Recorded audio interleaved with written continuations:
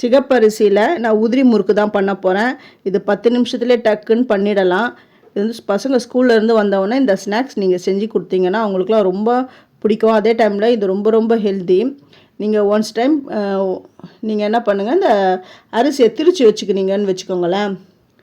பால் கொழுக்கட்டை, இடியாப்பம், முறுக்கு என்ன வேணாலும் நீங்கள் இதை செஞ்சுக்கலாம். புட்டு டக்குன்னு இதை வந்து நினைக்கும் போதெல்லாம் நமக்கு தேவையான அளவு அந்த மாவு எடுத்து நம்ம செஞ்சுக்கலாம். இந்த மாவை வந்து நல்லா வறுத்து பொடி பண்ணி கோலம் போடுற அளவுக்கு நம்ம வறுத்து வச்சுன்னா இது எத்தனை நாள் ஆனாலும் ரொம்ப நல்லா இருக்கும். இந்த வீடியோவுடைய கிளியராக இந்த வீடியோவை நல்லா எனக்கு இந்த ரெசிபி கிளியராக வேணும் அப்படிங்கிறவங்க என்னுடைய சேது சித்ரா கிச்சனில் போய் பாருங்கள். அப்படியே அங்கே பார்க்குறவங்க சப்ஸ்கிரைப் பண்ணலைன்னா சப்ஸ்கிரைப் பண்ணுங்கள், ஆல்ன்ற ஆப்ஷனை தொடுங்க. அப்போ தான் நான் போகிற ஒரு வீடியோவுடைய நோட்டிஃபிகேஷனை உங்களுக்கு காட்டும். உங்களுக்கும் ரொம்ப யூஸ்ஃபுல்லாக இருக்கும். அது மட்டும் இல்லாமல் யூடியூப் சம்மந்தமான எந்த ஒரு டவுட் இருந்தாலும், அதாவது மானிட்டைசேஷன் பண்ணணும் அப்படிங்கிறவங்களும், மானிட்டைசேஷன் டிசபிள் ஆகிடுது அப்படிங்கிறவங்களும் இந்த நம்பருக்கு வாட்ஸ்அப் நீங்கள் பண்ணிங்கன்னா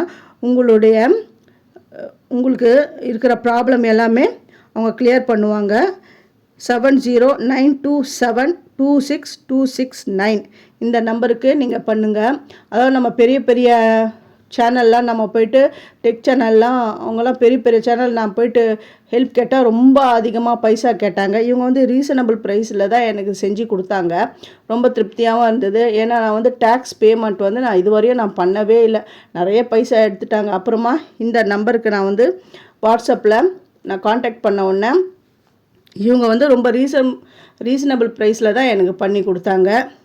உங்களுக்கு யாராவது ஹெல்ப் வேணும் அப்படிங்கிறவங்க இந்த நம்பருக்கு நீங்கள் அவங்கள காண்டாக்ட் பண்ணுங்கள்.